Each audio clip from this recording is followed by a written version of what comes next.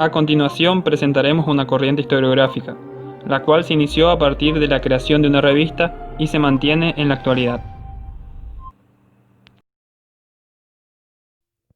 Tras su aparición en Francia, irá a centrar sus estudios y análisis en los factores económicos y sociales, además de colaborar con las ciencias sociales que va a implementar en el transcurso de la mitad del siglo XX. El surgimiento de la escuela de Annales se da en un contexto marcado por la crisis mundial debido a la Primera Guerra Mundial, que trajo consigo una pérdida de poder, hegemonía y demografía en Europa. A esto se le suma la devastación de los campos, las ciudades y la crisis económica de la posguerra.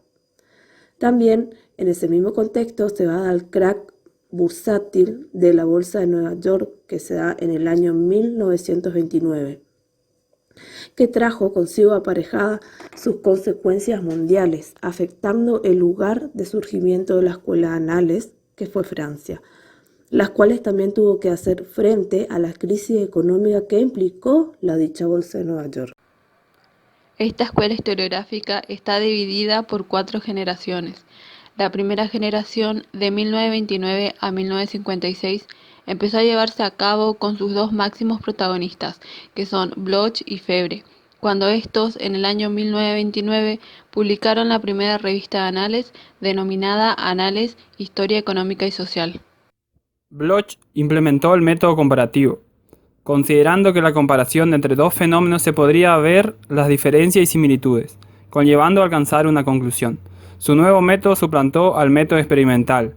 El nuevo método se basaba en observación de los fenómenos, la elaboración de la hipótesis, contratación de las mismas y elaboración de conclusiones, las cuales se encuentran abiertas a cambio.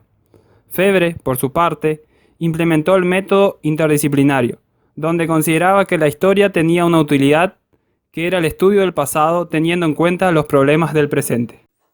Esta generación tenía como eje central el campo de lo social y lo económico. Su propósito era acabar con las narraciones tradicionales de los sucesos, estableciendo nuevos criterios.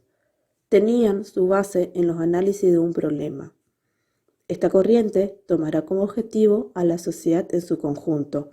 Además, contaba con la ayuda de otras ciencias, como la sociología y la geografía. Las obras más importantes son La Apología de la Historia o El Oficio del Historiador, de Marc Bloch, y Combates por la Historia, de Lucien Febvre. El trabajo del editorial de la revista se vio frenado por la Segunda Guerra Mundial, durante la cual murió Bloch, quedando Febvre solo al frente de la revista, quien trabajó en esta hasta su muerte. En esta generación, tras la muerte de Febvre, la revista pasó a manos de Fernand Braudel, quien era discípulo de Febvre. Los acontecimientos de las guerras mundiales y la Guerra Fría trajo cambios aparejados. Uno de esos cambios tuvo que ver con el nombre de la revista, que pasó a llamarse Annales, Economía, Sociedad y Civilización. Otro cambio que se puede visualizar es la aproximación a las ciencias sociales. Esta generación mantuvo la idea de guiar la revista hacia un enfoque económico y social, pero además de estos 2 aspectos, centró su estudio en el aspecto político, dejando así de lado los relacionados con religión y mentalidades. Braudel consideraba que el hombre era el epicentro de la historia, debido a que está en constante evolución y formación para poder responder a los planteamientos y problemas que tiene el hombre del presente. Braudel también aportó a la escuela cuando llevó a cabo su tesis sobre el Mediterráneo y el mundo mediterráneo en la época de Felipe II, que lo llevó a introducir 2 nuevos elementos, que sería el espacio, lugar, región, países, pueblos y el tiempo, corta, media y larga duración. Dentro de esta generación destacamos a la obra más importante, Civilización Material, Economía y Capitalismo de los siglos XV al XVII. A comienzos de los años 70 del siglo XX, Braudel se retiró de la revista Annales por diferencias internas, dando inicio a la tercera generación. En esta etapa la revista ya no contaba con un solo director, sino que con múltiples directores, entre ellos Le Goff, Marc Ferro, Emmanuel Leroy y Pierre Nora. Esta generación se caracterizó por tener un gran contacto y diálogo con las ciencias sociales, la cual pasó por una renovación teórica.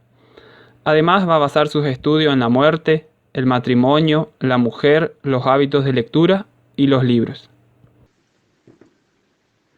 Estos estudios produjeron un abandono en los aspectos sociales y económicos, para centrarse en aspectos más simbólicos y mentales, que lo llevó a poner en marcha la conocida historia de las mentalidades, centrando su análisis en los gestos de las personas, las creencias populares, las emociones, el vocabulario empleado, la violencia y las formas de convivencia, entre otros. Por otra parte, se destacó por rescatar temas olvidados o abandonados con la ayuda eminente de la antropología, aunque no se consiguió que la historia social y económica integrasen el estudio de los aspectos mentales. Por último, encontramos una cuarta generación, donde sobresale la figura de Chartier. Aquí es donde la revista obtendrá su nombre definitivo: Anales, Historia y Ciencias Sociales. Esta etapa surge a raíz de acontecimientos como la caída del muro de Berlín en 1989 y la disolución de la Unión de Repúblicas Socialistas Soviéticas, que promovieron la aparición de importantes movimientos sociales.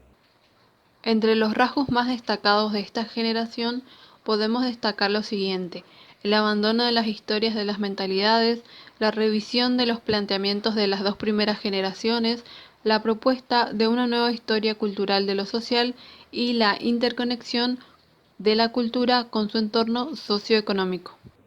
Para muchos, esta corriente ha sido el movimiento historiográfico más importante del siglo XX. Ciertamente ha compartido con el materialismo histórico y con sectores neopositivistas lo que se conoce como la revolución historiográfica del siglo XX. Para finalizar dicho video, queríamos realizar un aporte de la influencia que tuvo esta corriente historiográfica en los textos escolares. La influencia es escasa. Si bien la Escuela de Anales representó y lideró un cambio historiográfico del siglo XX, esos cambios no se reflejan en los diversos manuales, como por ejemplo el Santillana y Anaya, que en ellos siguen primando el estudio de los aspectos políticos y militares, mientras que las cuestiones sociales, económicas y culturales son tratadas con poca importancia.